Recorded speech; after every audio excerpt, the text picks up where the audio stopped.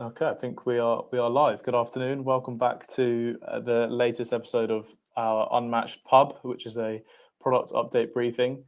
Today, I'm glad to be joined by Dan.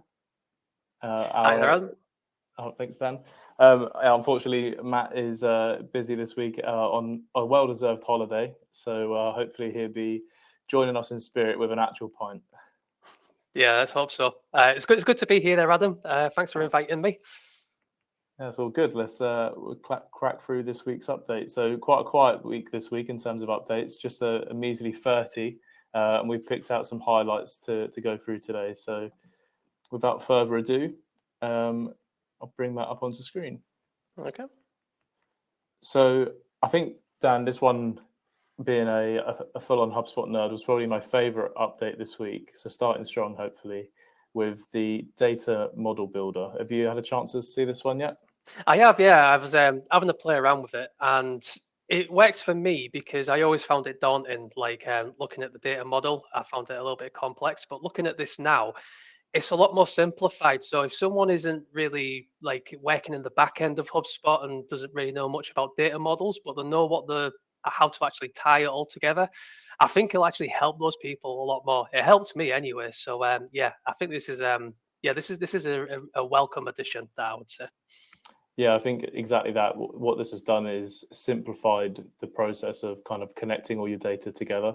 So previously you had to click around quite a bit to get to different areas, but now you can kind of build it all out within this one data model builder. So you can connect different objects to different objects. You can create custom objects from within here.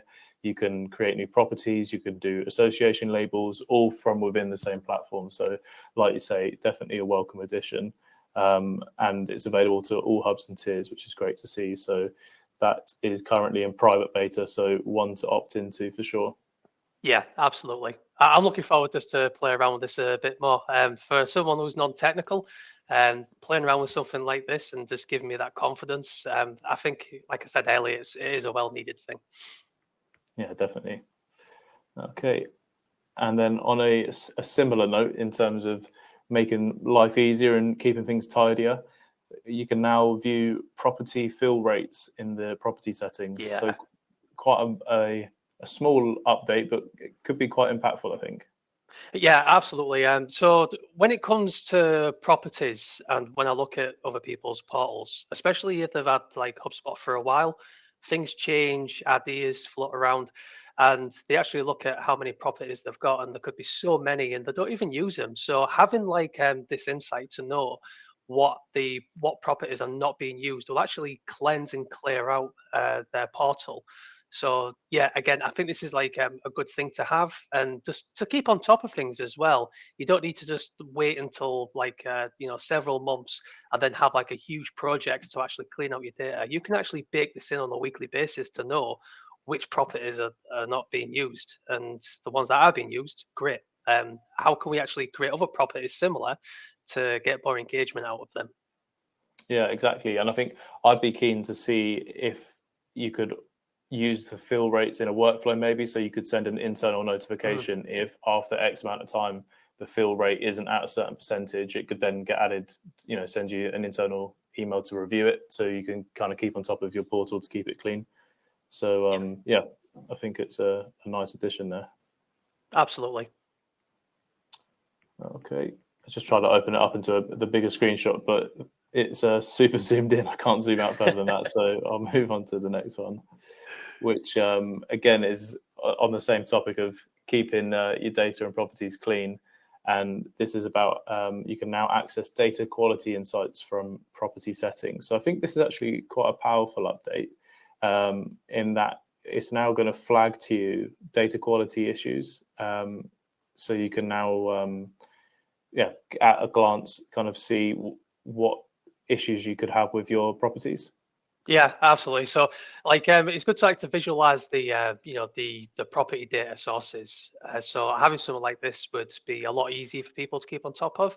Uh, stuff like, it's like setting up a format of rules for properties like names and emails, stuff like that. I think, yeah, it's been a bit of a pain point for most people. So, I think this would be a good addition to actually make life a lot easier for people to like manage their portals with this. Yeah, The data definitely. quality model. Yeah. Unfortunately, it is only available for Ops if you've got Ops Pro or Ops Enterprise. But I think if you did have that, clearly a very useful addition to be able to keep on top of your data there. Yeah. Okay. And then back to agents. Agents seem to come up every week. They're constantly updating the agents, and I personally find them really interesting and looking forward to see how they grow. And this is the latest addition to the customer agent, in that you can now add your brand voice to the customer agent, which is clearly a big improvement because it's going to become more to the tone of your business. So yeah, what did you think of this one? So this was new to me, so I was looking into it, and I like the idea that it actually crosses across like all the hubs on this. So again, I think it's something because it's new. We need a bit more time to actually figure out how it can all tie together. But yeah, I do like this idea of having this in place and making sure that the brand voice is consistent across those hubs. So yeah, I think this is something that's good as well. I mean, quite frankly, most of these new features are coming in, especially with agents. It's quite in depth, and once you actually figured out what it is, then you're on a winning streak there.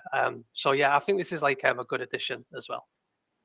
Yeah, because I think the best way to picture this is with the HubSpot support itself. They use this themselves with the customer agent. When you message the live chat now, firstly you kind of go through that agent, and if the agent can't solve it, you then go through to a human. And I think by adding the brand voice to that is only going to improve it for businesses.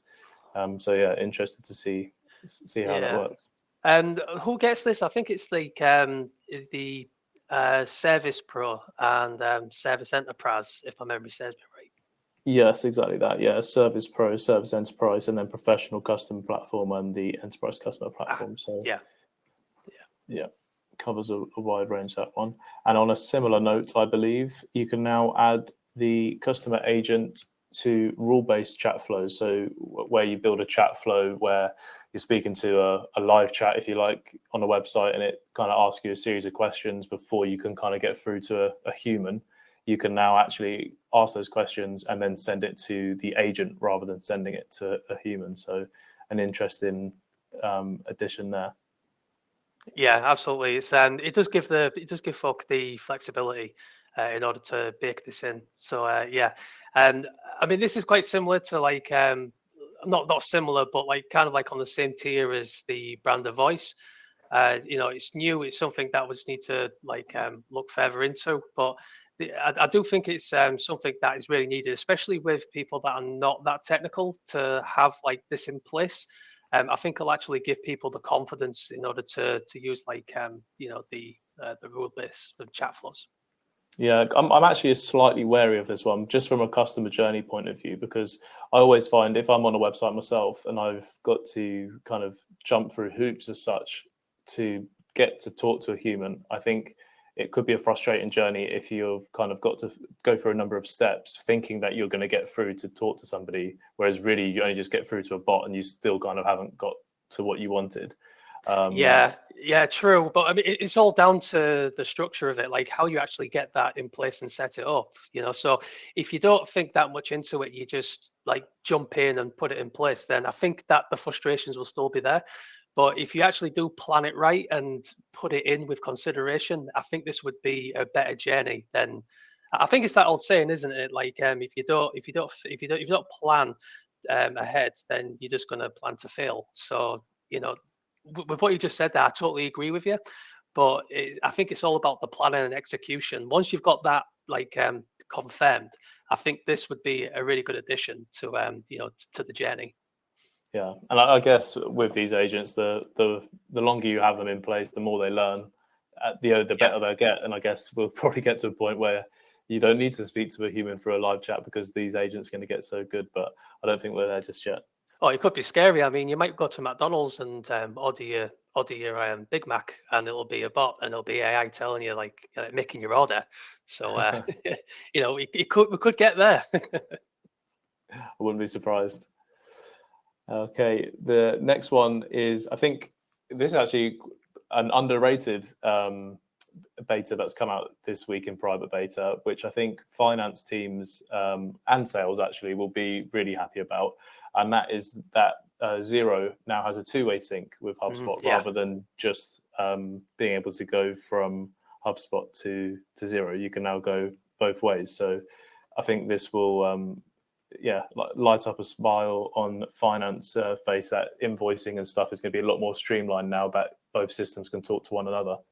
I mean the finance team, but also the sales guys as well. Having like both of like having like a two-way connection between Xero and HubSpot.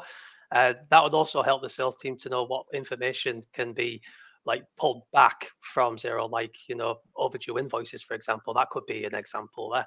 I think this is something that is well needed, and it's just really good just to see this in place now. I'm looking forward to actually sharing this with my clients, because there have been a few frustrations in the past when it's just been one way. Now it's two ways. Brilliant. Yeah, and I'm glad as well that it has been made available to all hubs and tiers, so it's not like anyone's restricted from it. Everyone can get access to that, so that's great. Yeah. Okay, and then we haven't really, we should have saved the big one for last, but I think this is still a handy little update, and that is that you can now sort by associated companies and contacts in the task tab. So previously on, from this screenshot here, let's see if I can open that a bit bigger, or just one.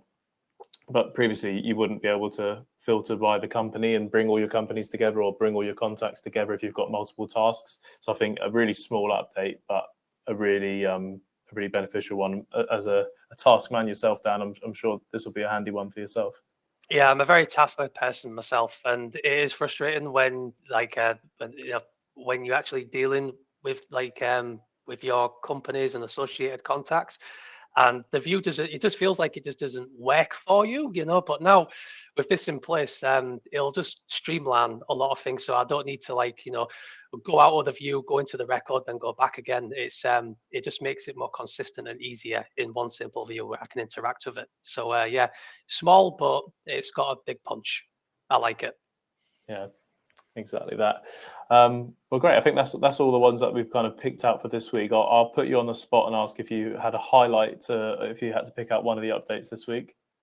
For me, it's the data model, because I'm not that familiar with the back end of HubSpot when it comes to like the data models. Obviously, I would look at it, but interacting with it, no, thank you. But now I'm getting that confidence to look at the data models and to play around with it a bit more and make it easy for me to get into the back end of HubSpot and just feel more confident with it. So I would say the top one for me is the data. I'm getting tongue tied here. The data model builder. Yeah, I'd have to agree with that. I think that's the best one this week. And we didn't even mention some of the benefits here that, for example, when you get that full grid of your data model, you can now export that as an image. So if you're sharing that, internally, maybe somebody doesn't have access to HubSpot, doesn't need it, but just wants to be able to see that broad photo of how all your data is linked together. That's great that you can export it and, just seeing the top 10 most used properties, I guess, links to some of those other updates. But yeah, a really good one. So glad to see that. It's good, isn't it? Like having like a bird's eye view, but having the ability just to drill in. And I think this actually helps. So with the data model and the fill rate property settings, and then there was the data quality insights. I think those three working together, just makes it a lot more visually clearer when you're looking at your data sets in the HubSpot portal. Yeah, definitely.